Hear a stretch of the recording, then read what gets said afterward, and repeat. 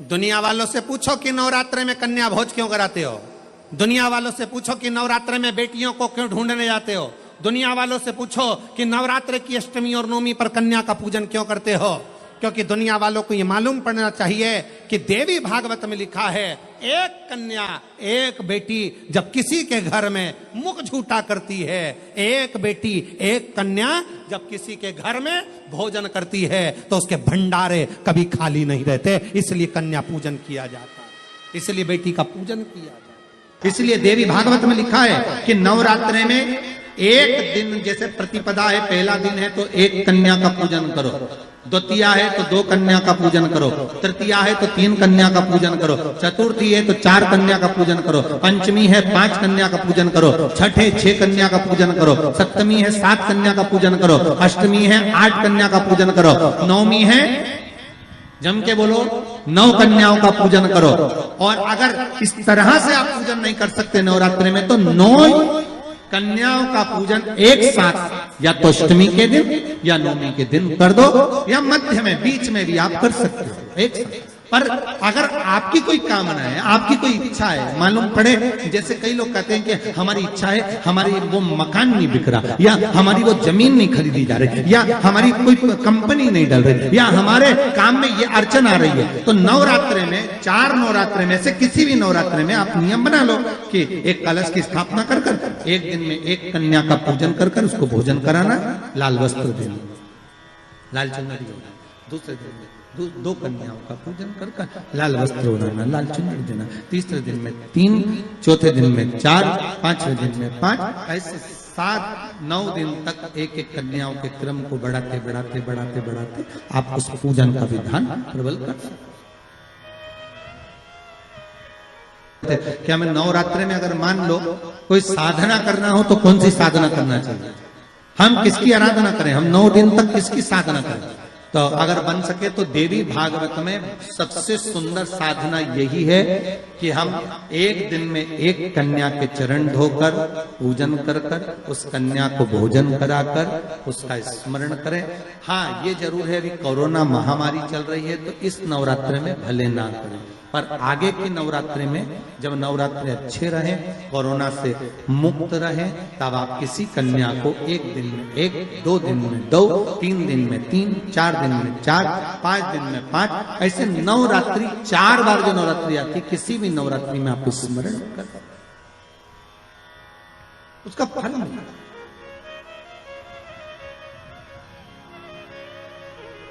उसका फल होगा। शास्त्र कहता है एक बेटी जब घर में, रसोई घर में एक बेटी जब अपने घर के अंदर बैठकर भोजन करती है तो कहते हैं 1000 अश्वमेध यज्ञ का फल उसे प्रतिदिन प्राप्त होता रहता है, प्रतिदिन। लक्ष्मी जी नार जननी जगदम्बा से प्रार्थना करा करो कि तू मेरे घर में एक बार जरूर आना। माँ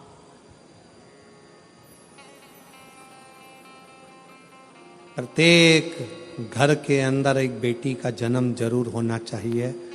माँ और बाप को दूसरा जन्म नहीं लेना पड़ेगा, वो भगवान शंकर के धाम में खूब आनंद के साथ कैलाश पर बैकुंठ में स्वर्ग के सिंहासन पर बैठेगा। स्वर्ग सिंहासन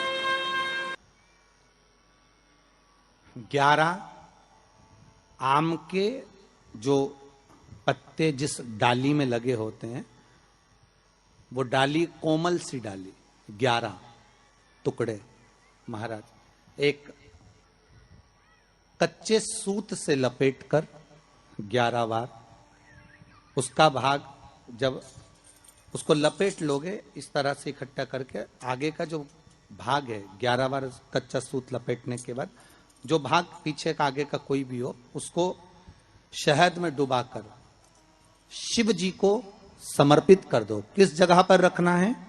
अशोक सुंदरी वाली जगह। अशोक सुंदरी की जगह जानते हो आप लोग, पहले भी आपको बताया है, आज फिर आपको वर्णन कर दें। जैसे ये गोल जलाधारी है, ये शिवलिंग रखा है, ये 2 जहां से पानी बह रहा है बाबा के चरणारविंद, राइट में श्री गणेश जी का स्थान, लेफ्ट में कार्तिकेय का स्थान, बीच में अशोक सुंदरी की जगह। शंकर भगवान की 6 लड़कियां हैं। भगवान शंकर के 13 बच्चे, 13 बच्चों में से 6 लड़कियां, उस 6 लड़कियों में से एक लड़की का स्थान, भगवान शंकर की एक बेटी का स्थान, अशोक सुंदरी का स्थान सामने। पद्म पुराण में स्पष्ट किया ये स्थान अशोक सुंदरी का। शंकर भगवान की जलाधारी में पार्वती जी का हस्तकमल, ऊपर से जो एक एक बूंद पानी गिरता है, ये शंकर भगवान की 5 लड़कियों का स्थान है। जया, विषहरा, सामरी बारी, दौतली और देव।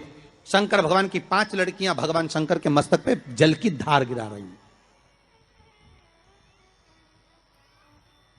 बीच में जो अशोक सुंदरी का स्थान है महाराज, उस जगह पर शहद का मुख, जो शहद आपने भिंगोया है, उस शहद का मुख शंकर जी की ओर कर कर इसी चैत्र के महीने में, इन्हीं नवरात्रि में शंकर भगवान के उस अशोक सुंदरी की जगह पर शहद का भाग शिव जी की ओर रख दें।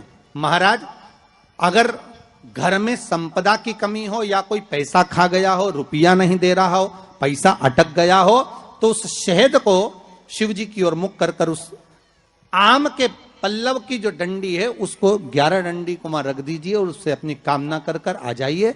हो सके उस शहद में से थोड़ा सा शहद किसी रुमाल पर, किसी कपड़े में लगाकर उसको रख लीजिए। जिस व्यक्ति से पैसे लेना है, जिस व्यक्ति से पैसे मांग रहे हो, उससे एक बार जाकर मिल लीजिए, एक बार उसको खबर कर दीजिए।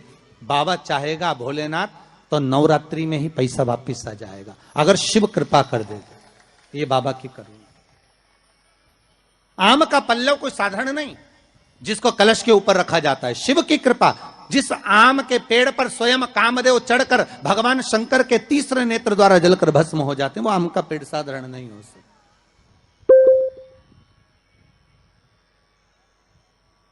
सहज नहीं है।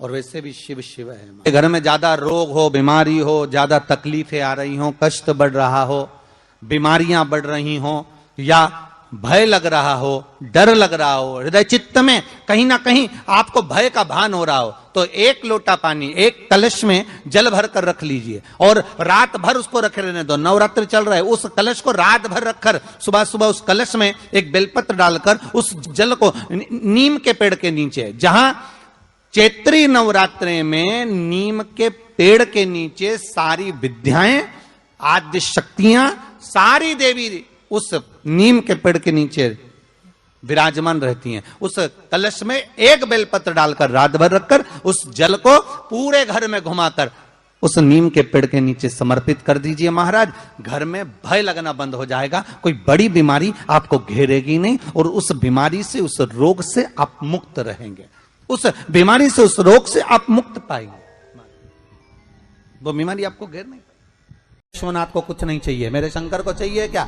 अगर आपके जीवन में ऐसा लगे कि बहुत बड़ी बीमारी आ गई और आपके घर का व्यक्ति वेंटिलेटर पर पड़ा हुआ है, तो शमी के वृक्ष के फूल ले आओ 7, और शमी के वृक्ष के 7 फूल लाकर 1-1 फूल शंकर भगवान को श्री शिवाय नमस्तुभ्यम कहकर उस व्यक्ति के लिए जो पड़ा हुआ है, अंतिम सांसें गिन रहा है, जिसको अटैक आ गया, अंतिम सांसों में जो गिन रहा है, उसके नाम से भगवान शंकर पर चढ़ाना प्रारंभ कर दो। मात्र 7 पुष्प, उस शमी के वृक्ष के 7 पुष्प आप शिव को समर्पित करिए, उसका नाम और गोत्र बोलकर, और भगवान शंकर का मूल मंत्र श्री शिवाय, जम के बोलिए श्री शिवाय नमस्तुभ्यम बोलकर 1-1 शमी का फूल शंकर पर चढ़ाना प्रारंभ कर दो।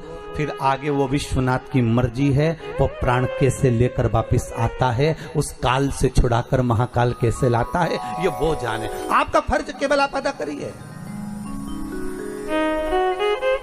जब अंत में डॉक्टर भी हार जाते हैं, जब अंत में डॉक्टर भी कह देते हैं कि अब हमारे बस का नहीं है, अब तो उस परमात्मा के हाथ में, मतलब डॉक्टर को भी मालूम है कि एक डॉक्टर बैठा हुआ, एक डॉक्टर और है, वो बस वो थोड़ा सा दूर तो रहता है पर करीब भी बहुत है। कई लोग कहते हैं गुरुजी वो कैलाश पर रहता है बहुत, तो उनको बुलाएंगे तो आएंगे। हमने कहा कैलाश पर तो रहता ही नहीं है, जहां भक्त है वहां भगवान। वो दूर तो रहता ही नहीं, आप तो बस केवल उसको बुलाने का प्रयास करिए। आप दिल से बस उसको हाजिर, वो दिल से बुलाओ तो उसको।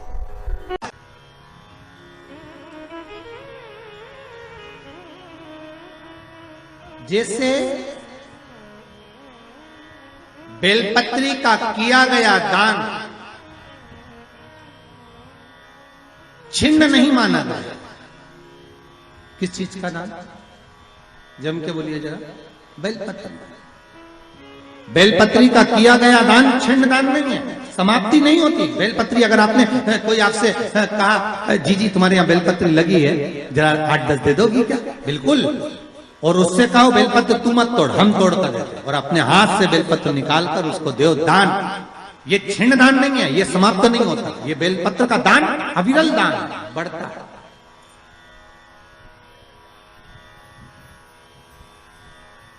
सुख का भान करता, ये छिन्न होने वाला नहीं। अभी प्रिय है पुष्प में आंक का पुष्प, जो आंकड़े का पुष्प होता है शंकर को बड़ा प्रिय है। और दूसरे नंबर पर शंकर को प्रिय है शमी का पुष्प, बहुत ध्यान देना महाराज। तीसरे नंबर पर शंकर को प्रिय है महाराज सरसों का पुष्प। सरसों होती है ना, जो राई अपन बोते हैं, सरसों बोते हैं, उसमें पीले कलर का जो पुष्प लगता है। हमारा तो निवेदन रहता है जब तक सरसों आए तो प्रयास करा करो कि सरसों के 108 पुष्प शंकर भगवान पर चढ़ाना प्रारंभ कर दो। महाराज ये पक्का है कि वर्ष भर कोई बड़ी बीमारी आपको घेर नहीं सकती अगर सरसों के फूल शिव को चढ़ रहे हैं तो।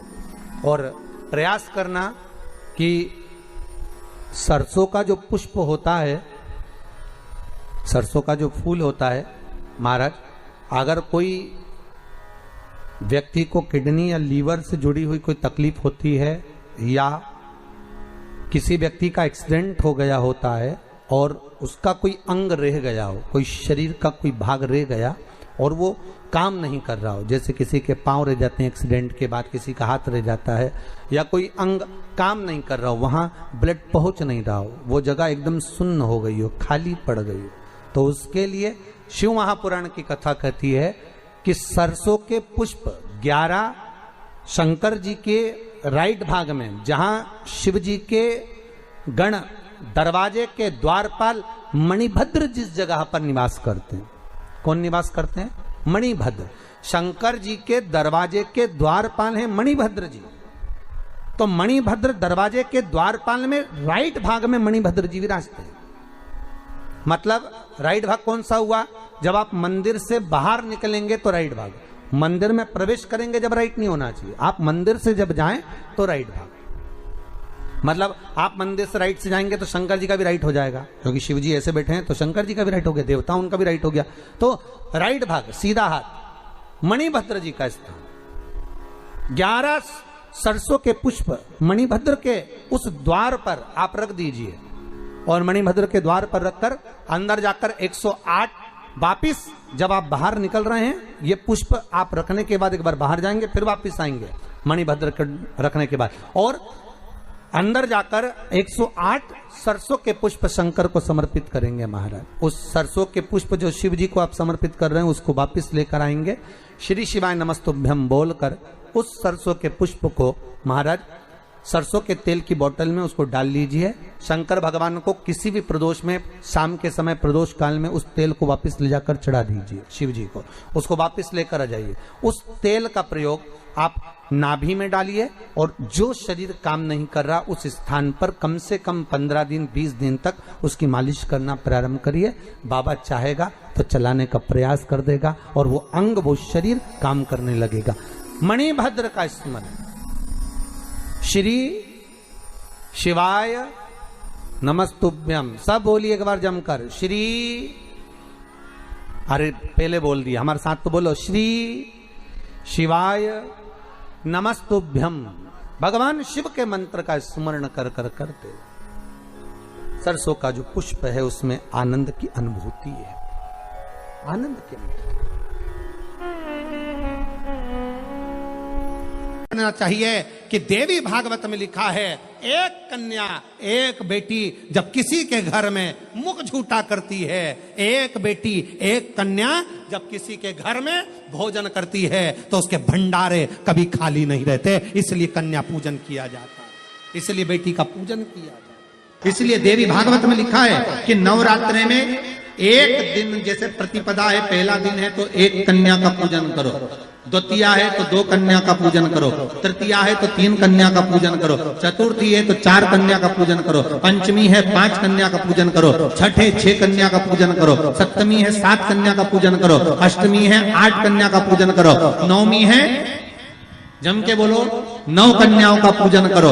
और अगर इस तरह से आप पूजन नहीं कर सकते नवरात्रि में तो 9 कन्याओं का पूजन एक साथ या तो अष्टमी के दिन या नवमी के दिन कर दो, या मध्य में बीच में भी आप कर सकते हो एक साथ। पर अगर आपकी कोई कामना है, आपकी कोई इच्छा है, मालूम पड़े, जैसे कई लोग कहते हैं कि हमारी इच्छा है, हमारी वो मकान नहीं बिक रहा, या हमारी वो जमीन नहीं खरीदी जा रही, या हमारी कोई कंपनी नहीं डल रही, या हमारे काम में ये अड़चन आ रही है, तो नवरात्रि में 4 नवरात्रि में से किसी भी नवरात्रि में आप नियम बना लो कि एक कलश की स्थापना कर कर एक दिन में एक कन्या का पूजन कर कर उसको भोजन कराना, लाल वस्त्र देना, लाल चुनरी देना, दूसरे दिन में 2 कन्याओं का पूजन कर कर लाल वस्त्र ओढ़ाना, लाल चुनरी देना, तीसरे दिन में 3, चौथे दिन में 4, 5वें दिन में 5, ऐसे 7-9 दिन तक एक एक कन्याओं के क्रम को बढ़ाते बढ़ाते बढ़ाते बढ़ाते आप उस पूजन का विधान प्रबल कर सकते।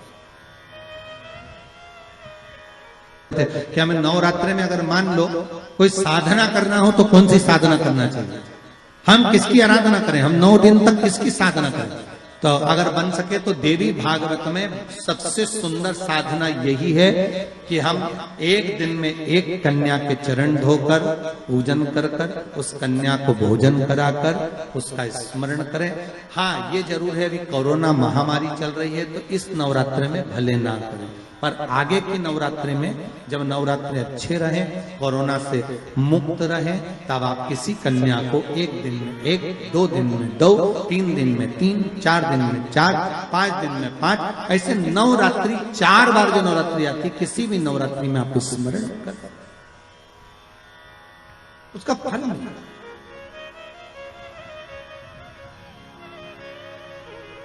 उसका फल होगा।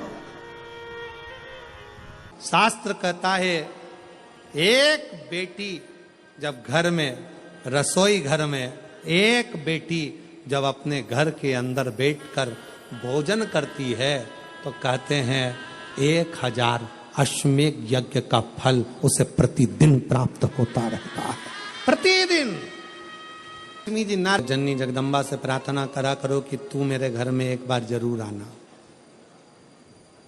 माँ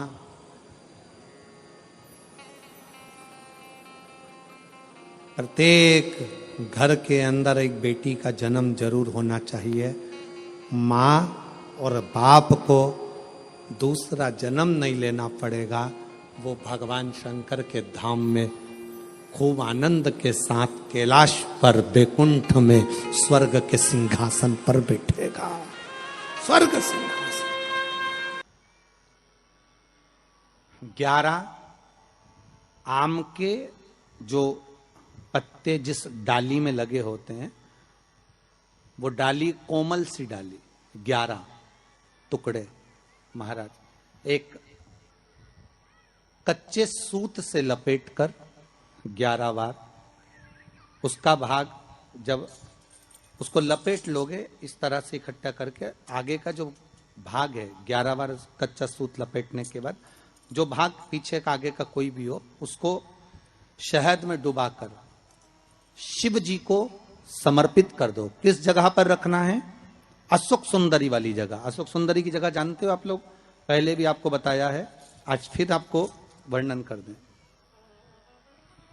जैसे ये गोल जलाधारी है, ये शिवलिंग रखा है, ये 2 जहां से पानी बह रहा है बाबा के चरणारविंद, राइट में श्री गणेश जी का स्थान, लेफ्ट में कार्तिकेय का स्थान, बीच में अशोक सुंदरी की जगह। शंकर भगवान की 6 लड़कियां हैं। भगवान शंकर के 13 बच्चे, 13 बच्चों में से 6 लड़कियां उस 6 लड़कियों में से एक लड़की का स्थान, भगवान शंकर की एक बेटी का स्थान, अशोक सुंदरी का स्थान सामने पद्म पुराण में स्पष्ट किया।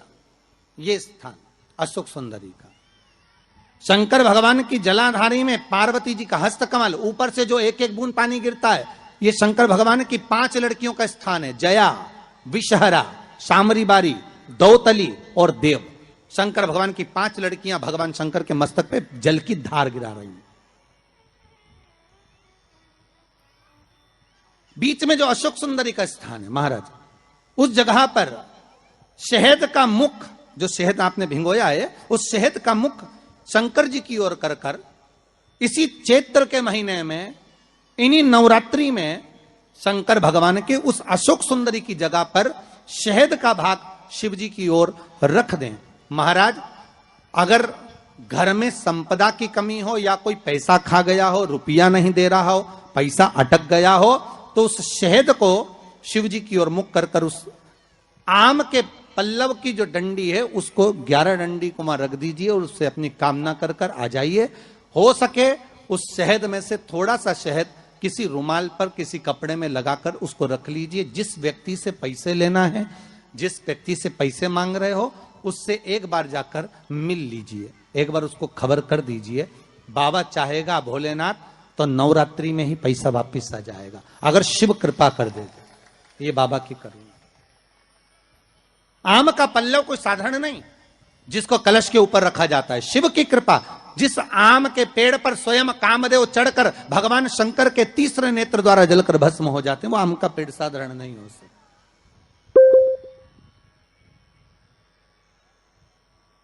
सहज नहीं है।